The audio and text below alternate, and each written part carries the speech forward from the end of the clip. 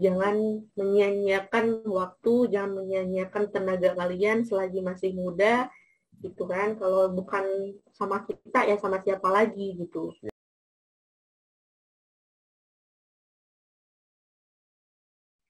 Assalamualaikum warahmatullahi wabarakatuh. Halo Sobat Bintang, kembali lagi nih bersama saya Arido Tamtama Surdardi, Teknik Dirgantara 20. Nah, ini adalah episode keempat podcast Bintang, Bincang Interaktif Penerbangan. Ayo, ada yang tahu nggak nih apa tema dan judul pada episode kali ini? Ya, nanti tebak ya di kolom komentar kalau misalnya udah tahu. Oke, pada episode keempat ini kami mengambil tema organisasi mahasiswa dengan judul Tips Berorganisasi dan Manfaatnya bagi Mahasiswa. Nah, kita tebak sekarang. Bintang tamu kali ini siapa, ayo?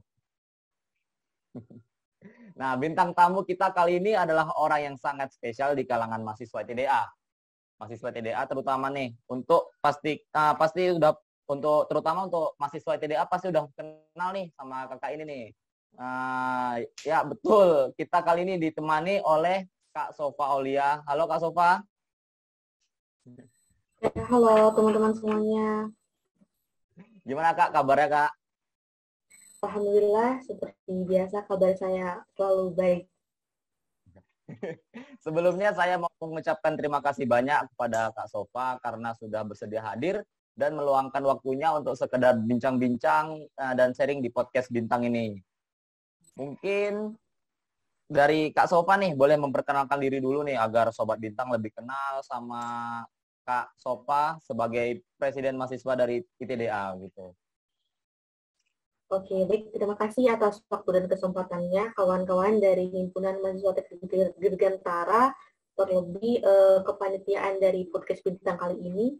Sebenarnya sebuah kehormatan bagi saya telah diundang dan dipilih menjadi narasumber, lebih tepatnya nanti kita sharing-sharing ya mengenai tema yang dibawakan oleh podcast Bintang kali ini.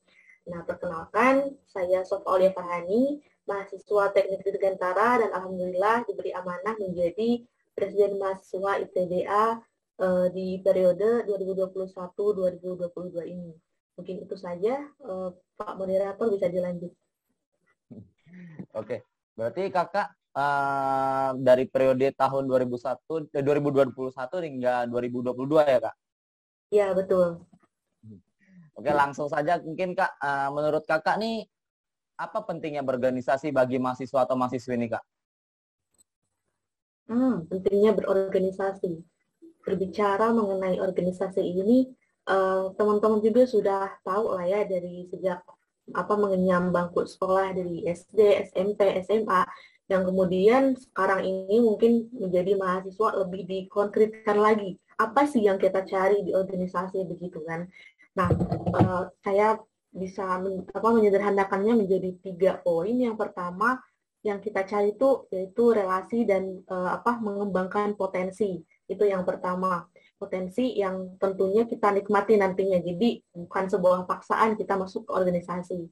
Nah, untuk yang kedua, kita mempersiapkan cita-cita. Nah, jadi alangkah baiknya kita masuk ke sebuah organisasi yang mana kita juga sudah tahu gitu. Jadi bukan main-main lagi gitu. Ya, sudah menjadi jalurnya nanti linier, jadi nggak percuma nantinya. Nah, untuk yang poin yang ketiga, ini belajar hal baru yang kita nggak dapetin di bangku kuliah gitu kan. Kalau bangku kuliah ya tentunya di kampus kita ini kan belajar tentang eksakta gitu ya, tentang hitung-hitungan segala macam yang berhubungan dengan dirgantara, dan kemudian kita juga perlu ilmu mengenai bagaimana caranya kita berhubungan dengan orang lain, bagaimana caranya kita bersosialisasi dengan orang lain. Nah, nantinya di dunia kerja itu sangat kita butuhkan gitu. Jadi untuk kawan-kawan juga di sini harus selektif juga ketika kita akan masuk ke sebuah organisasi. Nah, sekarang kan banyak tuh organisasi yang mana prinsip dan grand design-nya itu kurang jelas begitu. Jadi saya harap teman-teman harus paham dulu nih organisasi yang bakalan kita join, bakalan kita masuk tuh jalurnya mau kemana, arahnya mau dibawa kemana begitu. Jadi sungguh banyak ya Kak sisi positif dari kita berorganisasi gitu ya Kak. Ya sangat-sangat banyak, terutama kan udah nggak asing lagi gitu ya dengan soft skill Ya. dan hard skill. Nah, di sini yang kita cari tuh perihal soft skill tentang leadership, negosiasi, kemudian bagaimana caranya kita memanage teamwork gitu kan. Itu salah satunya. Ya, kadang kan banyak juga tuh mahasiswa yang buat apa sih organisasi, mending kupu-kupu gitu ya, kuliah pulang gitu, nggak ada katanya gitu kan. Ya, itu nanti bakalan kelihatan sih ketika sudah memasuki dunia kerja, orang yang sudah memiliki bekal di organisasi sebelumnya itu punya value begitu. Jadi kelihatan. Saya juga pernah baca satu di Twitter gitu ya. Jadi yang pertama dilihat oleh HRD itu di kerjaan nanti itu bukan IPK dan juga bukan asal kampus, tapi pengalaman dia, entah itu di organisasi, di kerja, begitu. Nah nih, ayo yang masih mahasiswa kupu-kupu nih, ayo buruan organisasi. Banyak nih sisi positif yang dapat kita ambil dari organisasi. Nah, selanjutnya Tuh. nih Kak, di kampus sekarang kan Kakak menjabat sebagai Presma nih. Selain itu, apakah Kakak mengikuti organisasi lain di luar kampus? Apa aja itu Kak, kalau misalnya ada? Tentunya ada ya, karena mengingat saya juga ingin terus berkontribusi, entah itu untuk kampus, untuk daerah, begitu. Jadi saya mengikuti, sekarang ini ada dua organisasi. Yang pertama, yang kemarin baru saja dilantik itu di Sekretaris Jenderal Forum BEM Daerah Regional Yogyakarta, itu DIY. Ya, Nah, yang ya. kedua, yang akan segera demis ini nanti mungkin Agustus segera demis di keanggotaan Komisariat Daerah Jalur Hayu dari kabupaten saya Ciamis begitu. Itu saja mungkin. Uh, Mantap sekali Kakak ini sampai jadi sekretaris jenderal. Itu bagaimana Kak? Mungkin kesibukannya menjadi sekretaris jenderal di organisasi tersebut?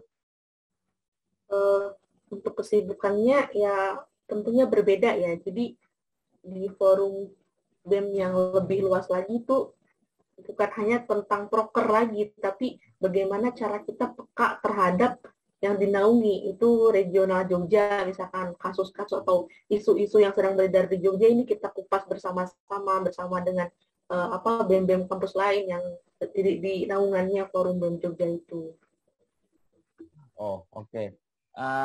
Untuk selanjutnya nih, bagaimana kakak bisa membagi waktu nih antara kesibukan kakak berorganisasi dan kuliah, apalagi terutama kita nih anak teknik, kita sudah tahu bersama lah tugas-tugas, praktek-praktek, praktikum, segalanya, laporan, laprak, itu udah pasti sibuk. Bagaimana kakak bisa membagi waktunya antara kesibukan kakak berorganisasi dan kuliah?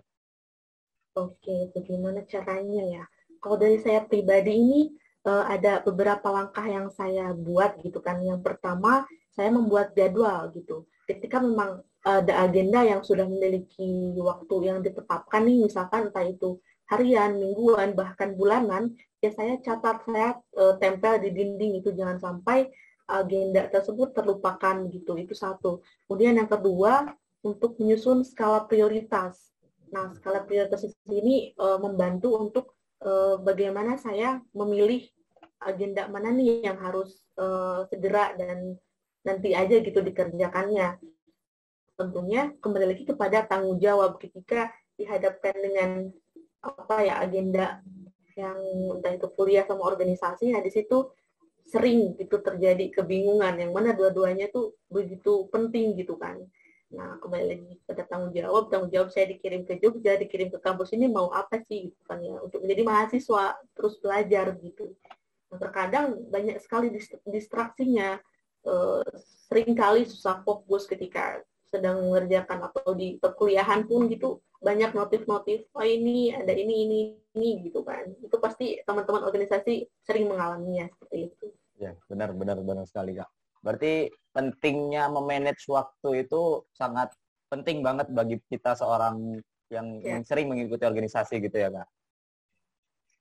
Oke, benar. selanjutnya tuh mungkin apa yang kakak lakukan jika dalam berorganisasi itu bertabrakan dengan jadwal kuliah atau kepentingan kampus yang diperlukan? Kakak tuh milih yang mana tuh antara kuliah atau kepentingan kampus? Tentunya kalau dari jawaban ya, kembali lagi kepada tanggung jawab sebagai mahasiswa sih, yaitu untuk belajar. Nah, memang pas awal-awal hype banget ya ketika ya udah nanti apa yang kuliah itu ada yang gantiin misalkan itu sempat terjadi di diri saya gitu kan. Nah, itu kemudian menyadarkan kamu tuh ke Jogja mau kuliah gitu kan, dikirim untuk kuliah bukan untuk terus-terusan berorganisasi gitu kan. Juga ada waktunya. Di situ kemudian saya perbaiki evaluasi diri yang mana untuk sekarang ini ya apa ya presiden mahasiswa leader gitu kan tentunya punya teman-teman yang membersamai gitu. Kemudian saya harus mencoba mendelegasikan, memberikan tanggung jawab ketika itu bisa digantikan dengan orang lain gitu. Jadi kembali lagi tanggung jawab yang utama itu kuliah untuk menjadi mahasiswa belajar itu. Benar. Jadi organisasi boleh, asal jangan melupakan kewajibannya sebagai mahasiswa. Begitu ya, Kak? Oke, selanjutnya nih Kak, tanggapan Kakak nih mengenai mahasiswa teknik yang terjun ke dunia organisasi dan mau tidak mau harus berurusan dengan dunia politik, itu bagaimana menurut Kakak? Oke, di sini dipantik tentang politik gitu ya. Diksi politik ini memang udah nggak asing lagi di telinga kawan-kawan gitu. Politik ini kalau dilihat dari maknanya ya usaha yang ditempuh oleh warga negara untuk apa mewujudkan kebaikan bersama. Itu sebenarnya makna politik yang sebetulnya. Nah, kemudian sekarang banyak sekali yang mencederai nama politik itu. Nah, sudah terjadi mungkin di ranah yang lebih luas itu di kenegaraan, banyak yang apa korupsi segala macam itu kan sudah ya mengotori nama politik tersendiri. Nah, bagi saya awal-awalnya ya terutama kaget begitu kan seorang mahasiswa teknik yang notabene ya kita hitung-hitungan kemudian mempelajari hal-hal ilmu pasti begitu ya. Kemudian dihadapkan dengan kita harus berbicara mengenai konsep kenegaraan, kemudian hal segala macam yang berhubungan dengan negara, dengan pemerintah, dengan masyarakat, bangsa dan negara itulah pokoknya. Nah, terus ketika sudah sharing-sharing juga di situ sadar bahwa politik juga punya manfaat, banyak sekali manfaat yang kita dapat. Salah satunya itu kita tahu kebijakan-kebijakan yang dikeluarkan oleh pemerintahan misalkan. Kemudian kita tahu apa sistem politik yang dipakai, kemudian gagasan bernegaranya bagaimana, kemudian kita bisa melatih caranya berpikir kritis, melatih daya nalar kita, dan kemudian melatih rasa toleransi, terutama bagaimana caranya kita bersosialisasi, gitu, tahu karakter dari masing-masing masyarakat, begitu, dan tentunya kita akan lebih peka terhadap kondisi negara. Jadi nggak ada salahnya toh mahasiswa teknik tahu dan memang nanti kita dihadapkan dengan dunia politik. Nah, sebetulnya kita menjadi mahasiswa dan hidup di sini juga organisasi itu udah menjadi bagian dari apa elemen politik gitu. Karena ketika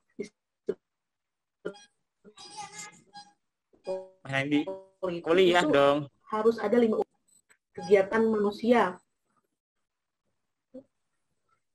Oke, ulang lagi mungkin ada distraksi ya. Nah, ketika disebut politik itu sudah ada 5 unsur di sana. Yang pertama kegiatan manusia, yang kedua orang lain atau society, yang ketiga itu adanya perbedaan pendapat, 4 adanya konflik, dan 5 adanya keputusan. Nah, di organisasi itu udah ada kan semua itu. Jadi sebetulnya nggak usah melulu berbicara tentang politik negara, sedangkan kita semua juga di kampus sudah berpolitik seperti itu.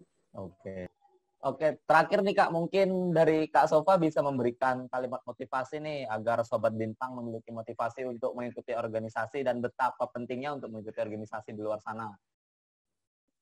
Oke, mungkin dari saya pesannya kepada kawan-kawan semua, jangan menyia-nyiakan waktu, jangan menyia-nyiakan tenaga kalian selagi masih muda, gitu kan. Kalau bukan sama kita, ya sama siapa lagi, gitu. Ya. Itu aja.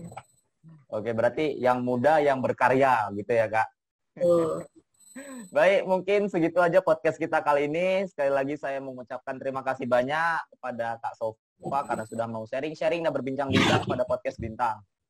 Semoga Kak Sofa sehat selalu dan selalu dalam lindungan Allah. Amin. Terima kasih juga untuk Sobat Bintang nih. Iya Kak. Maaf. Nah, untuk Sobat Bintang nih yang sekiranya yang pengen request siapa kira-kira bakal kita undang di podcast selanjutnya, Sobat Bintang bisa langsung komen di kolom komentar dan langsung DM di IG HMTD_PTDA. Terima kasih sudah menonton sampai akhir. Semoga kalian semua sehat selalu dan jangan lupa like, komen, dan subscribe video ini.